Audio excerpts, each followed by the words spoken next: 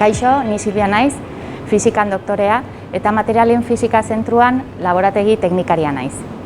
Espektroskopia dielektrikorako laborategian gure lankideek sintetizatutako materiali polimerikoak eta beste hainbat materiale bigun, ingelesez soft materials esaten direnekin lan egiten dugu.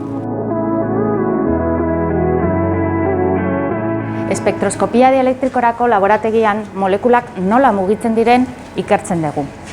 Materialen barruan dauden molekulak era ezberdinetan mugitzen dira, eta askotan mugimendu horien araberako propietateak dituzte. Adibidetxo bat ikusiko dugu.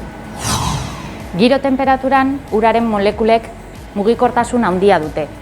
Hozten baldin baitugu ordea, izoztuta gelditzen dira, mugikortasuna galtzen dute eta uraren propietateak aldatu egiten dira. Antzeko zeozer gertatzen da goma honekin. Giro tenperaturan elastikoa da. Bere barruan dauden polimero kateak mugikortasuna dutelako. Hozten baldin badigu ordea, eta horretarako nitrogeno likidoa erabiliko dugu,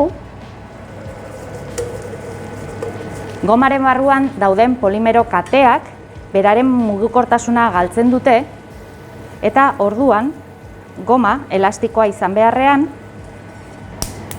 hauskorra bihurtzen da.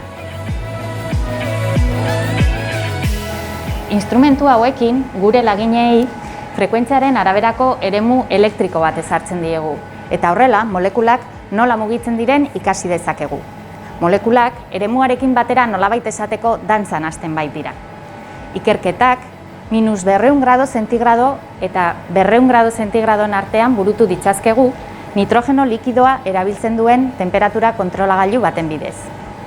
Hemen ikusi dezakezutenez, aplikaturiko eremuaren frekuentzia eta gure laginaren mugimenduaren frekuentzia berdinak direnean, tontortxo bat ikusten dugu. Eta tontortxo horiek temperaturarekin mugitu egiten dira. Materialen barruan dauden molekulak nola mugitzen diren jakitea ez da bitxikeria zientifiko hutsa. Erraminta hauekin, material adimentsuak ulertzeko eta garatzeko behar dugun informazioa lortu dezakegu. Hau da, kanpo eragin baten aurrean, era batean edo bestela jokatuko duten materialak ulertzeko informazioa.